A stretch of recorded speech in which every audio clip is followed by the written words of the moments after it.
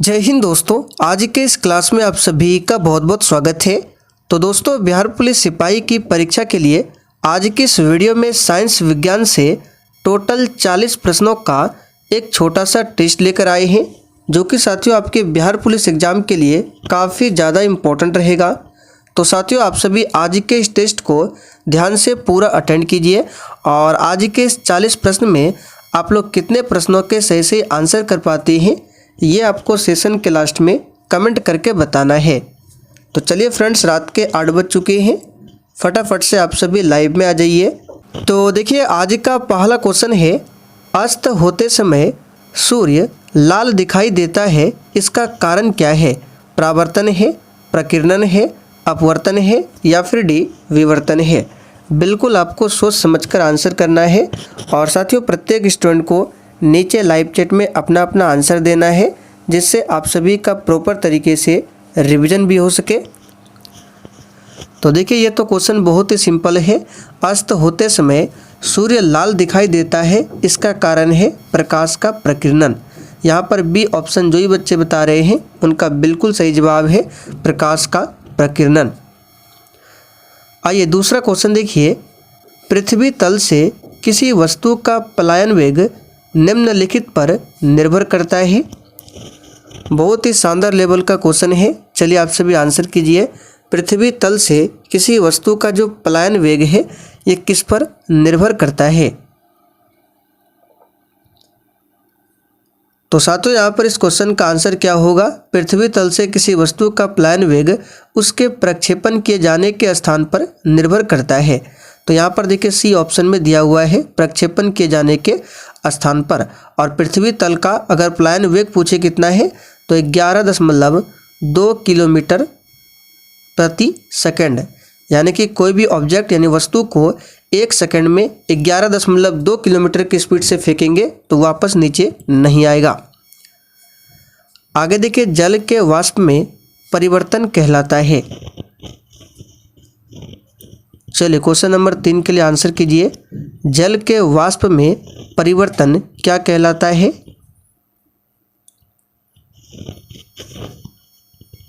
तो यहाँ पर तीसरे क्वेश्चन का आंसर क्या होगा? भौतिक। जल का वाष्प में परिवर्तन कहलाता है भौतिक परिवर्तन। यहाँ पर बी ऑप्शन जो ही बच्चे बता रहे हैं, उनका बिल्कुल सही जवाब है भौतिक परिवर्तन। आगे देखिए, डायनेमो का कार्य क्या है? चलिए क्वेश्चन नंबर 4 के लिए आंसर कीजिए। डायनेमो का कार्य क्या है?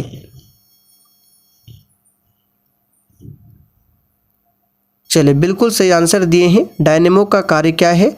यांत्रिक ऊर्जा को विद्युत ऊर्जा में बदलना। और एक पूछा जाता है विद्युत मोटर। विद्युत मोटर क्या करता है? जस्ट उल्टा, यानी कि विद्युत ऊर्जा को यांत्रिक ऊर्जा में बदलता है विद्युत मोटर। और डायनेमो क्या करता है? यांत्रिक ऊर्जा को विद्युत ऊर्जा में बदलता है। और देखिए साथियों, आपके जितने भी क्वेश्चन सही हो रहे हैं, आप लोग साइड में कॉपी में लिखते चलिए। फिर सेशन के लास्ट में आपको कमेंट करके बताना है कि आपने कितने क्वेश्चन के सही से आंसर किए हैं, और बिल्कुल ईमानदारी पूर्वक कमेंट करके बताना है। आगे देखिए, निम्न में से अवस्रव्य तरंगे कौन सी है? चलिए क्वेश्चन नंबर 5 के लिए आंसर कीजिए। बहुत ही शानदार लेवल का क्वेश्चन है, निम्न में से अवस्रव्य तरंगे कौन सी है? तो यहाँ पर इस क्वेश्चन का आंसर क्या हो जाएगा? तो इसका आंसर हो जाएगा बी ऑप्शन 20 हर्ट्ज। देखिए 20 हर्ट्ज या 20 हर्ट्ज से नीचे जो होती है उसको कहा जाता है अवस्रव्य तरंगे। देखिए बी ऑप्शन में दिया हुआ है। दूध की शुद्धता किससे मापी जाती है?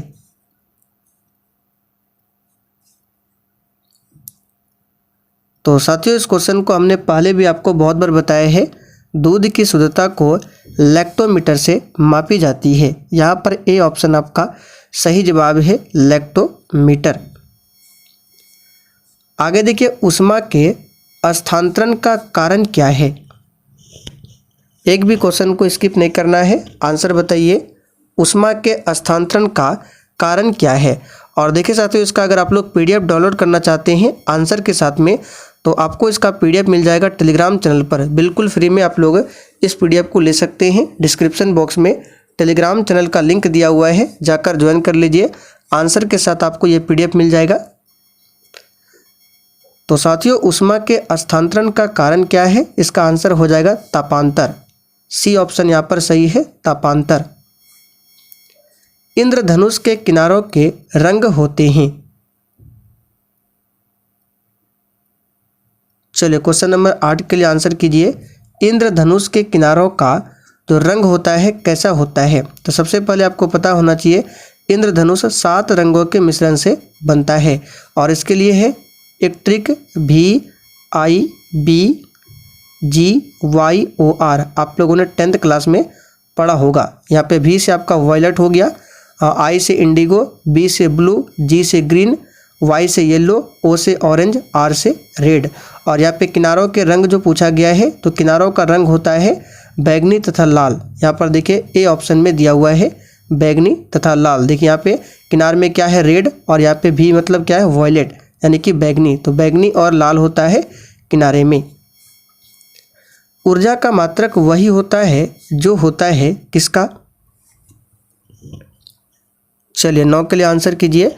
और देखिए साथियों, अगर आपको किसी भी प्रश्न में किसी भी प्रकार का थोड़ा भी डाउट होता है तो आप लोग तुरंत कमेंट करके पूछ सकते हैं। आपके कमेंट का रिप्लाई 100% दिया जाएगा।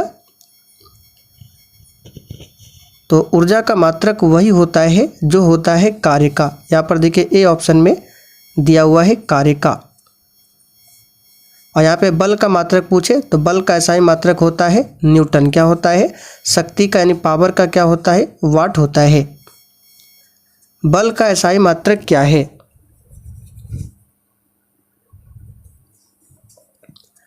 तो अभी हमने आपको बताया बल का एसआई मात्रक क्या होता है? न्यूटन। यहाँ पर देखिए A ऑप्शन में दिया हुआ है न्यूटन। क्या हो जाएगा? बल का एसआई मात्रक। अच्छी प्रतिरोध कुंडलियाँ होती है लोहा की, सोना की, चांदी की या फिर D मैग्नीज की।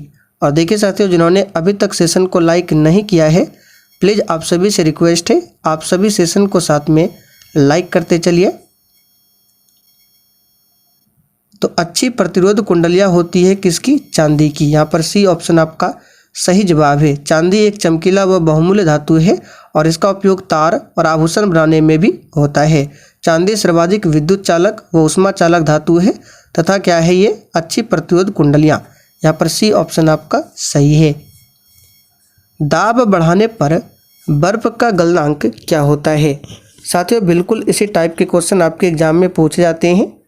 आंसर बताइए। दाब बढ़ाने पर बर्फ का जो गलनांक है क्या होता है?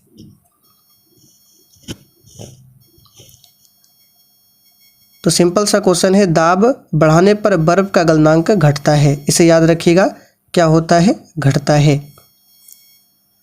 ग्रहों को उनकी कक्षा में बांध रखने वाले बल को क्या कहते हैं? चलिए 13 के लिए आंसर कीजिए। ग्रहों को उनकी कक्षा में बांधे रखने वाले जो बल होते हैं उसको क्या कहा जाता है? तो साथियों, उसे कहा जाता है गुरुत्वीय बल। देखिए सी ऑप्शन में दिया हुआ है, क्या कहा जाता है? गुरुत्वीय बल कहा जाता है। विद्युत सेल में किस तरह की ऊर्जा निहित होती है? चलिए आंसर बताइए। विद्युत सेल में किस तरह की ऊर्जा निहित होती है?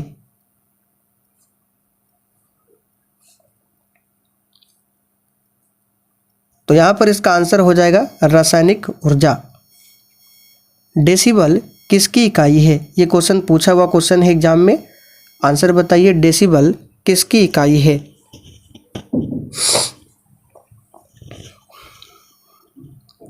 तो साथियों, इसका सही आंसर है ये डेसिबल जो है ध्वनि की तीव्रता की इकाई है। यहाँ पर बी ऑप्शन आपका सही जवाब है। अगर आपसे पूछे ध्वनि का वेग सबसे अधिक किस माध्यम में गमन करता है तो ठोस में सबसे अधिक चलता है ध्वनि, उसके बाद है द्रव में और सबसे लास्ट में गैस में। और याद रखिएगा, ध्वनि जो है कभी भी निर्वात में गमन नहीं करती है। निर्वात या फिर शून्य में गमन नहीं करती है ध्वनि। एंगस्ट्रम क्या मापता है? आवृत्ति को, तरंगदैर्घ्य को, आवर्तकाल को या फिर डी समय को? चलिए 16 के लिए आंसर बताइए। एंगस्ट्रम क्या मापता है? तो साथियों एंगस्ट्रम जो है तरंगदैर्घ्य को मापता है। यहाँ पर बी ऑप्शन आपका सही जवाब है, तरंगदैर्घ्य। गुरुत्वाकर्षण का नियम किसने दिया था? चलिए 17 के लिए आंसर बताइए, गुरुत्वाकर्षण का नियम किसने दिया था? बिल्कुल सही आंसर बता रहे हैं, गुरुत्वाकर्षण का नियम दिया था न्यूटन ने। किसने दिया था? न्यूटन ने। यहाँ पर ए ऑप्शन में दिया हुआ है न्यूटन। फैराडे का नियम किस प्रक्रिया से संबंधित है? चलिए क्वेश्चन नंबर 18 के लिए आंसर बताइए। इलेक्ट्रोलाइसिस गैसों की अभिक्रिया, गैसों का दाब, तापमान एवं दाब। तो देखिए यहाँ पे डी, ना तो सी ना तो बी होगा, आंसर होगा इलेक्ट्रोलाइसिस। फैराडे का नियम जो है ये इलेक्ट्रोलाइसिस प्रक्रिया से संबंधित है। फ्यूज का तार किसका बना होता है? ये क्वेश्चन भी एग्जाम में पूछा हुआ क्वेश्चन है। फ्यूज का तार किसका बना होता है? ये बिहार एसएससी में भी पूछा जा चुका है कि फ्यूज का तार किसका बना होता है। तो साथियों फ्यूज का तार जो है सीसा और टीन के मिश्रण से बनता है। यहाँ पर सी ऑप्शन आपका सही है, सीसा और टीन। निम्नलिखित में से कौन विद्युत का सबसे अच्छा चालक है? थोड़ा सा दिमाग लगाइए, अभी हमने इस क्वेश्चन को ऊपर बताया था। विद्युत का सबसे अच्छा चालक कौन हो जाएगा? चले बिल्कुल सही आंसर दिए हैं, चांदी यानी कि सिल्वर क्या है? विद्युत का सबसे अच्छा सुचालक है। और इसका परमाणु क्रमांक क्या होता है? 47। और इसका सिंबल क्या है चांदी का यानी सिल्वर का? Ag। इसे ध्यान रखिएगा। जब ध्वनि तरंगे चलती है तो यह अपने साथ ले जाती है। ये क्वेश्चन भी बिहार एसएससी में पूछा गया था कि जब ध्वनि तरंगे चलती है तो यह अपने साथ क्या ले जाती है? तो साथियों ध्वनि तरंगे अपने साथ चलते समय ऊर्जा को ले जाती है। किसको ले जाती है? ऊर्जा को। यहाँ पर सी ऑप्शन आपका सही है, ऊर्जा। सूर्य किरण पृथ्वी पर कितनी देर में आती है? चलिए सिंपल सा क्वेश्चन है, आंसर बताइए। सूर्य किरण पृथ्वी पर कितनी देर में आती है? तो देखिए इस क्वेश्चन का जो एग्जैक्ट आंसर है वो 8 मिनट 16 या फिर 20 सेकंड के आसपास में है। यहाँ पर देखिए सी ऑप्शन में दिया हुआ है 8 मिनट 5 सेकंड। तो ऑप्शन के अकॉर्डिंग चलना है यहाँ पर। आगे देखिए इंद्रधनुष के 7 रंगों के बीच का रंग कौन सा है? तो अभी हमने बताया था आपको विविजियोर, VIBGYOR। बीच में देखिए कौन सा है? तो इधर से 3 इधर से 3, बीच में आपका G यानी ग्रीन। तो आंसर क्या हो जाएगा? बी ऑप्शन में देखिए दिया हुआ है हरा। पानी का घनत्व किस ताप पर अधिकतम होता है? यह क्वेश्चन बिहार पुलिस और बिहार फायरमैन दोनों में पूछा हुआ क्वेश्चन है। पानी का घनत्व किस तापमान पर अधिकतम होता है? तो याद रखिएगा पानी का घनत्व 4 डिग्री सेल्सियस पर क्या होता है? अधिकतम होता है। यहाँ पर बी ऑप्शन आपका सही आंसर है, इसे याद रखिएगा 4 डिग्री सेल्सियस पर। ऊष्मा का सबसे अच्छा चालक कौन सा है? चलिए 25 के लिए आंसर कीजिए। इस क्वेश्चन को भी अभी हमने थोड़ी देर पहले बताया था। ऊष्मा और विद्युत का सबसे अच्छा चालक क्या है? तो याद रखिएगा चांदी। यहाँ पर देखिए डी ऑप्शन में दिया हुआ है चांदी। चांदी क्या है? सर्वाधिक विद्युत चालक और ऊष्मा चालक धातु है। सूर्य की ऊर्जा का स्रोत क्या है? चलिए 26 के लिए आंसर कीजिए। और देखिए साथियों प्रश्नों के साथ हम आपको जितने भी एक्स्ट्रा फैक्ट को बताएंगे आपको केवल ध्यानपूर्वक सुनना है। इससे होगा क्या? आपका रिवीजन होगा। तो सूर्य की ऊर्जा का जो स्रोत है आप सभी जानते हैं नाभिकीय संलयन है। यहाँ पर देखिए ए ऑप्शन में दिया हुआ है नाभिकीय संलयन। मनुष्य के नेत्र के रेटिना पर प्रतिबिंब बनता है। यहाँ से आपके 2 क्वेश्चन कवर हो रहे हैं। सबसे पहला क्वेश्चन कि मनुष्य के नेत्र में जो प्रतिबिंब बनता है कहाँ पर? रेटिना पर बनता है। और किस प्रकार का प्रतिबिंब बनता है? तो सिंपल सा क्वेश्चन है, मनुष्य के नेत्र के रेटिना पर जो प्रतिबिंब बनता है वो वास्तविक बनता है और कैसा बनता है? उल्टा बनता है, वास्तविक तथा उल्टा। देखिए यहाँ पे डी ऑप्शन में दिया हुआ है वास्तविक तथा उल्टा। वह तापमान जिस पर सेंटीग्रेड तथा फ़ारेनहाइट थर्मामीटर की रीडिंग एक समान होती है। ये क्वेश्चन भी बिहार एसएससी, बिहार पुलिस और बिहार मध्य निषेध सिपाही में पूछा हुआ क्वेश्चन है। तो ये तापमान है -40 डिग्री। देखिए डी ऑप्शन में दिया हुआ है -40 डिग्री। एफपीएस पद्धति में द्रव्यमान की इकाई क्या है? देखिए यहाँ पर अगर आप लोग निकालना चाहें तो निकाल सकते हैं। तो यहाँ पे इसके लिए आपको सूत्र याद होना चाहिए, सेंटीग्रेड और फ़ारेनहाइट। तो इसके बीच में एक संबंध होता है C/5 बराबर F-32/9। तो यहाँ पे क्या बोला गया है, वह तापमान रखना है जिस पर सेंटीग्रेड तथा फ़ारेनहाइट थर्मामीटर का मान क्या होगा, बराबर होगा। तो यहाँ से इसको सॉल्व कर लीजिए। तो यहाँ पर देखिए सेंटीग्रेड तथा फ़ारेनहाइट क्या है, बराबर है। तो दोनों को मान लेंगे x। तो C/5 था फॉर्मूला में, तो C की जगह पे रखेंगे x। x/5 बराबर क्या था, F-32। तो F के जगह पे भी हमको x रखना है क्योंकि मान बराबर है बटे में 9। अब इसको सॉल्व कर दीजिए, क्रॉस मल्टीप्लिकेशन करेंगे तो 9x बराबर क्या हो जाएगा, 5x और -160। तो 9x में 5x माइनस जाएगा बराबर -160। तो 9x में 5x जाएगा 4x, 4x बराबर 160। तो x बराबर क्या आ जाएगा, -40। देख सकते हैं डी ऑप्शन में है। चलिए 29 के लिए आंसर बताइए। एफपीएस पद्धति में द्रव्यमान की इकाई क्या है? तो यहाँ पर इस क्वेश्चन का आंसर हो जाएगा पाउंड। एफपीएस पद्धति में द्रव्यमान की इकाई क्या होती है, पाउंड। न्यूटन की गति के कितने नियम हैं? सिंपल सा क्वेश्चन है लेकिन बार बार पूछा जाता है। आंसर बताइए, न्यूटन की गति के कितने नियम हैं? तो साथियों न्यूटन ने गति के 3 नियम दिए थे। यहाँ पर देखिए सी ऑप्शन में है। एक अश्वशक्ति में कितने वाट होते हैं? अश्वशक्ति यानी कि हॉर्स पावर, एचपी। एक एचपी में कितने वाट होते हैं? तो याद रखिएगा ये क्वेश्चन भी बार बार पूछा जाता है।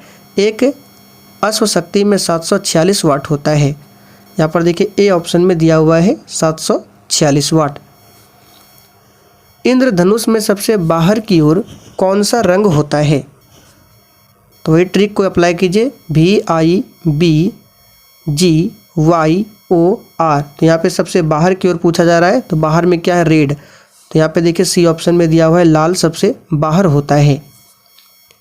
रेडियो सक्रिय पदार्थ भंडारित करने के लिए जो पात्र बना होता है किसका बना होता है? तो साथियों रेडियो सक्रिय जो सब्सटेंस होता है उसको भंडारित करने के लिए जो पात्र बना होता है वो किसका बना होता है? तो याद रखिएगा वो लेड का बना होता है। यहाँ पर देखिए डी ऑप्शन में दिया हुआ है लेड। 3D फिल्म देखने के लिए प्रयुक्त चश्मे में होते हैं।